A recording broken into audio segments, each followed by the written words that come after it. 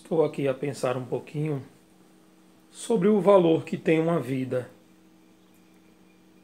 Qual o valor que tem uma vida?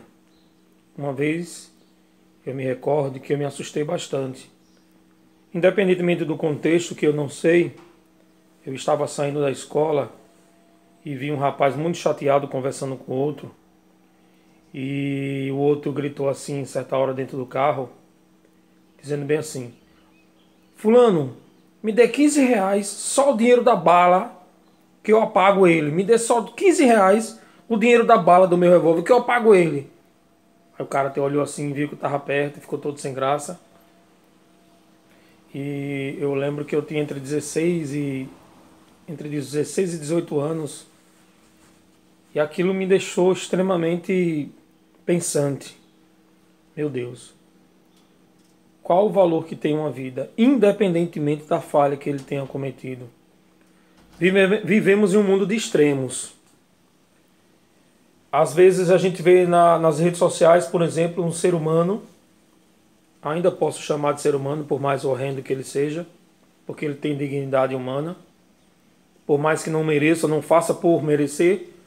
Às vezes a gente vê um ser humano abandonando um animal, por exemplo, na rua, a morrer à sorte, e aí a gente realmente fica horrorizado, triste com aquela situação.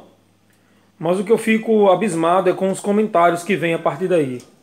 Merece morrer, é um desgraçado, um nojento, merece uma bala na testa. Isso me deixa realmente pensativo e refletindo por que as pessoas hoje estão vivendo tanto ódio, tanto extremo.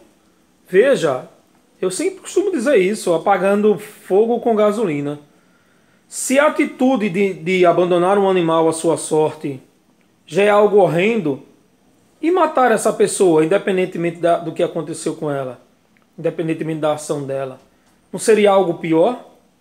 Ou será que um animal, que é uma obra linda de Deus, como é bonito os animais, mas o animal não pode ser colocado acima de um ser humano, por mais que o ser humano seja aquilo que às vezes a gente costuma chamar de monstro. A atitude é monstruosa, não que ele é monstruoso. A atitude do ser humano às vezes é muito indigna de ser chamado de ser humano, e o animal é apenas instintivo, claro. Às vezes os animais nos parecem mais dignos da humanidade do que o próprio ser, gente. Mas não justifica tanto ódio. Não justifica, por causa de uma atitude humana, querer a desgraça, ou desejar a desgraça do outro. Quanto vale uma vida humana? Eu sei que há os defensores dos animais que têm todo o meu respeito. E que bom que vocês existem para defender esses seres muitas vezes indefesos da maldade humana.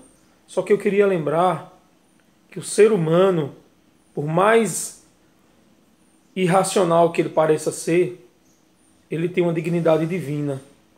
E o Catecismo da Igreja Católica fala sobre isso, sobre o amor que nós temos que ter, o amor, o cuidado e a defesa que temos que ter pela vida humana. A gente sabe, é horrível o que eu vou dizer, mas é cultural. A gente sabe que em outros países, por exemplo, uma vaca é considerada um deus. E a gente respeita. A gente sabe que existem países que se alimentam de todo tipo de animal, inclusive cachorro. Para ele, está dentro do cardápio. Por quê? Porque os animais, se a gente voltar ao Gênesis, os animais estão aí na terra para servir ao homem. Inclusive, infelizmente, é triste a gente perceber que às vezes até como alimento é triste, porque a gente se apega, nós temos amor ao bichinho, mas eu vou dizer que todo o hindu, por exemplo, os chineses são miseráveis, merecem uma bala na testa porque se alimenta de um cachorro, de um gato e etc. É cultural. Tem coisas para nós ocidentais que são terríveis. Existem países aí que fazem coisas com crianças horríveis. Os próprios pais. Para nós ocidentais isso é impensável. Mas o que eu quero dizer com tudo isso não é se eu concordo ou não concordo com a cultura de A ou de B. Mas eu, enquanto cristão, eu não posso tirar de foco que só o homem tem a dignidade humana, por mais monstruoso que a ação dele possa ser. O ser humano é diferente. Por quê? Porque Deus tem uma centelha de Deus dentro dele. Somos imagem e semelhança de Deus. Queira você aceitar o que eu estou dizendo ou não, se você é cristão, então eu posso dizer que é um dogma bíblico. Não dá para não aceitar isso. E os animais, mesmo tendo a alma no sentido de vida, a alma aqui é o contexto de vida, uma vida instintiva, o homem uma vida proativa, os vegetais uma vida vegetativa, mas só o homem tem espírito, porque o espírito é a centelha de Deus em nós. Então o animal não tem espírito, não existe céu. Como o céu, os cachorrinhos, bom, eles são dignos sim dos céus, muito mais muitas vezes do que nós. Mas na prática o que eu aprendi, teologicamente e religiosamente falando, é que os céus é uma realidade espiritual para quem tem espírito. Tá? Não estou aqui defendendo os horrores que se fazem com os animais. Ao contrário, eu acho que a lei tem que ser pesada, a lei tem que ser dura para quem maltrata um animal. Mas muito mais pesada, muito mais dura a quem aborta, a quem mata um ser humano. E aí, não vou entrar nos detalhes do aborto, porque é um tema para outra reflexão.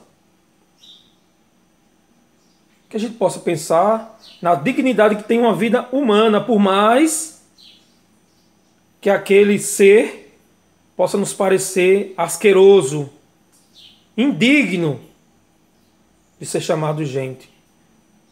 Mas eu costumo sempre dizer que para o cristão amar não é uma opção. Para o cristão, amar é uma obrigação. Por quê? Porque se eu não amo, eu permaneço na morte, diz a Bíblia. Se eu não amo a Deus se eu amo a Deus que eu não vejo, mas não amo o irmão que vejo, que toco, isso é bíblico. Então eu sou mentiroso, diz a Bíblia. Então, se eu não amo, se eu odeio meu vizinho, se eu odeio A ou B ou C, eu estou perdendo a minha plena capacidade de ser cristão. Porque cristão não é uma patente, não é um cargo. Cristão é uma vivência. Se eu vivo o cristianismo, eu sou cristão. Se eu não vivo, tem muita gente aí dentro da igreja que não vive os preceitos cristãos, mas acha que porque está lá dentro, porque está no púlpito, porque está no culto, porque está na missa, é cristão. E tem um grande contra-testemunho. Disse a palavra de Deus que Deus está enojado daqueles que o honram com os lábios, mas têm o coração como sepulcro caiado, sujo. Que Deus nos abençoe e nos guarde.